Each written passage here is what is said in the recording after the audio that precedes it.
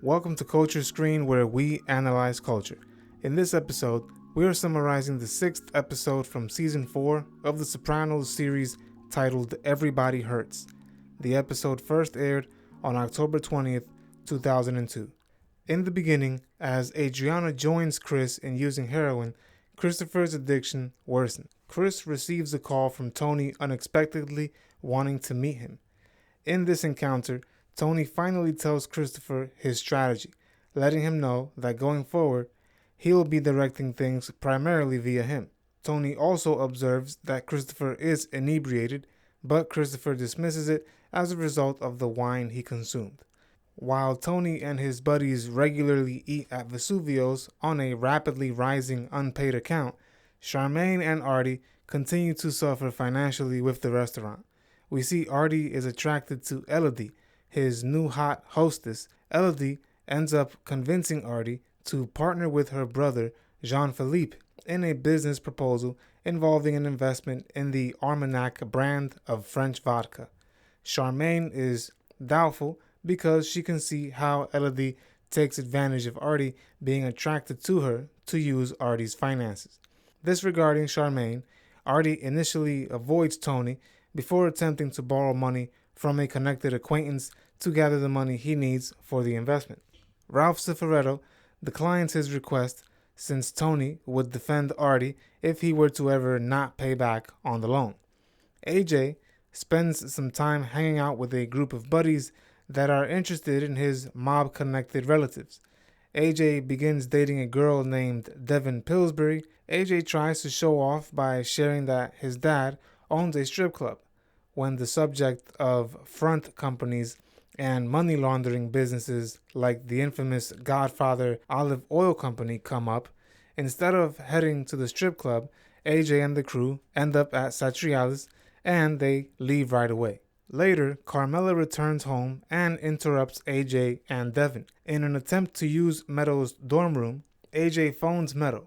However, Meadow misinterprets his request and invites him to her South Bronx Poverty Law Center, where she is now working. Due to the considerably rougher lifestyle that AJ and Devin are exposed to, AJ begins to reflect on his family's money and privilege. Carmela is thinking about introducing Furio to one of her recent single friends. She explains that she recently visited Globe Motors and learned that Gloria Trillo recently took her life while talking about the situation in bed with Tony. This comes as a surprise to Tony when he goes to Globe Motors to find out more information about Gloria's demise. The manager merely tells him that she didn't have much luck with guys and that she hanged herself from a chandelier. In therapy with Melfi, Tony expresses his resentment over the fact that she never told him. He first accuses Melfi of being responsible for Gloria's passing and lashes out at her. But later, he admits that he believes it was his responsibility and not hers. Tony sees Artie because he feels insulted that he didn't ask him first for the loan he needed for the Almanac alcohol brand. Tony begins to wonder if Artie avoiding him and Gloria's early demise are both evidence that he is in fact a toxic person. As a result, Tony pushes Artie to accept the money. However, Artie hesitates to accept the loan because he does not want to mix his relationship with Tony to money. But Tony recommends that he take the loan regardless.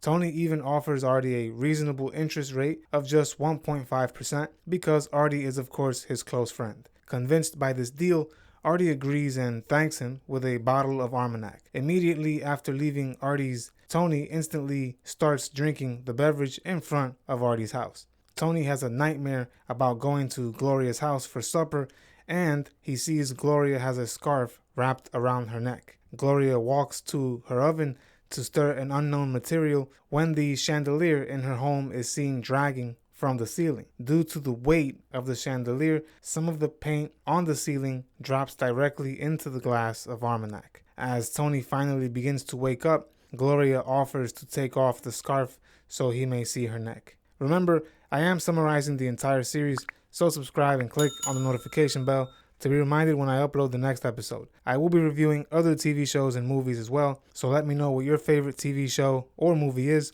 so I can summarize it in the future. Doing these two things helps my channel out tremendously.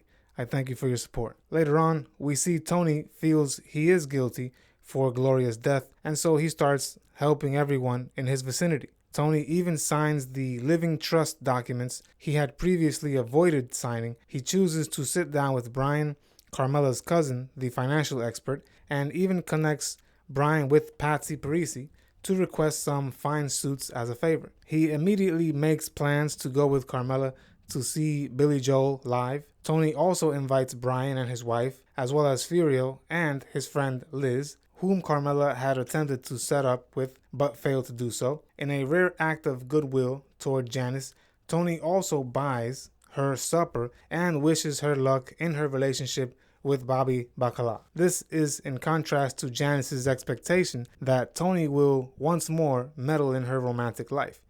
Later on, Artie's almanac investment encounters some difficulties when Elodie utilizes her flirting to divert Artie from getting any information from her about Jean-Philippe, Artie's new business partner.